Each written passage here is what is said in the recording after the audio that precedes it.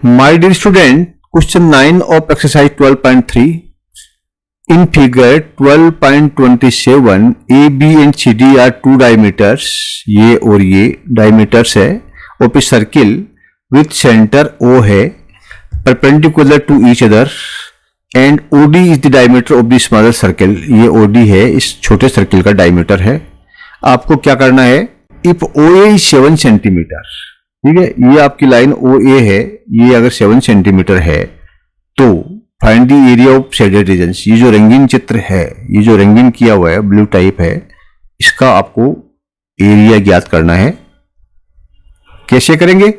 देखिए, पहले ये जो ट्राइंगल है ना, इस ट्राइंगल का एरिया निकाल लीजिए और ये सेमी सर्कल का एरिया है वो निकाल लीजिए. सेमी सर्कल के एरिया में से ट्राइंगल का एरिया घटा दीजिए तो इसका आ जाएगा शेडेड रीजन का. उसके बाद भी इस सर्कल का एरिया ज्ञात कर लीजिए. तो शेडेड, ये दोनों के एरिया में इस सर्कल का एरिया जोड़ दीजिए तो आपका टोटल एरिया शेडेड रीजन का आ जाएगा. देखिए, इसको हमने हल करके यहां पर लिख दिया है. आप इसको तसल्ली से पढ़ लीजिए, स्क्रीनशॉट ले लीजिए या पॉज कर लीजिए. आपको पूरी विधि समझ में आ जाएगी कि किस प्रकार से हमने ये उत्तर लाए. ठीक है, अगर आप हिंदी के विद्यार्थी हैं तो आपके लिए भी सुविधा है. आप इसको हिंदी में भी कैसे एग्जाम में लिखना है, how to write in examination, परीक्षा में किस प्रकार से उत्तर देना है, आप इसको पढ़ के आप समझ भी जाएंगे और उत्तर लिखना भी समझ जाएंगे. आशा है आपको समझ में आ गया होगा.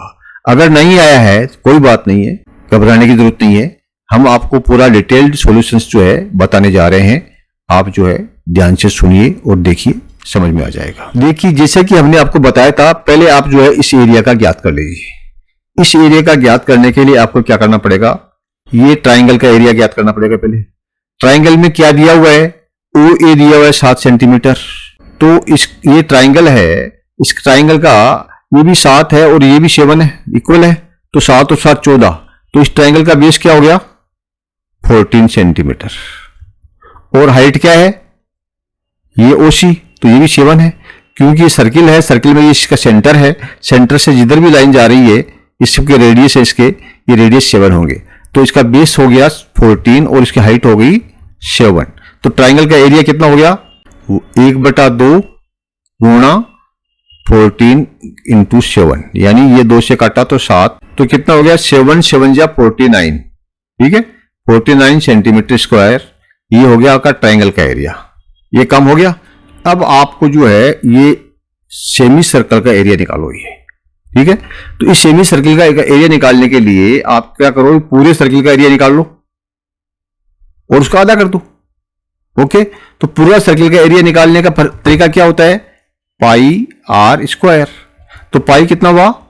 22/7 और आर कितना है? 7 और 7 का स्क्वायर 7. तो ये हो गया आपका 22 इंटू 7 बराबर 154 सेंटीमीटर स्क्वायर. ये तो हो गया पूरे का. आपको आधा करना है तो इसमें 2 का भाग दे दो, यानी 77 सेंटीमीटर स्क्वायर. ये आपका सेमी सर्किल का एरिया हो गया, इसका और यहां से लेकर के इसका पूरा. और 77 में से, ठीक है, आप जो है ये एरिया जो ट्राइंगल का है इसको घटा दोगे तो इसका दोनों का आ जाएगा. तो इसमें से आप घटा दो, क्या माइनस कर दो, ये 49. तो कितना बचा? 28 सेंटीमीटर स्क्वायर. ये इसका और इसका दोनों का एरिया तो आ गया आपके पास में. तो ये हो गया और ये हो गया. अब आपको निकालना है इसका, ये जो सर्किल है छोटा वाला, इसका एरिया निकालना है शेडेड. इस सर्किल में देखिए इसका डायमीटर है ये कितना? 7 सेंटीमीटर. ओके, तो इसकी रेडियस कितना हो जाएगा?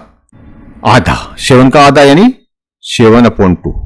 इस सर्किल का रेडियस 7/2 हो गया, त्रिज्या. ठीक है, तो क्या फॉर्मूला वही है?